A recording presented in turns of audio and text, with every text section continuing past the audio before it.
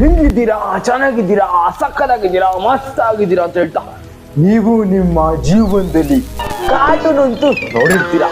ಆದ್ರೆ ಇವತ್ತು ನಾನ್ ಹೇಳಕ್ ಹೋಗ್ತಾ ಇರೋ ಕಾರ್ಟೂನು ಫ್ಯೂಚರ್ ನಾವು ಪ್ರಿಡಿಕ್ಟ್ ಮಾಡಿದ್ರೆ ಅವೆಲ್ಲ ಆಗದೆ ಮುಂದೆ ಆಗ್ಬೋದು ಅಂತ ಹೇಳ್ತಾ ಬನ್ನಿ ಶುರು ಮಾಡೋಣ friends. The conspiracy theories of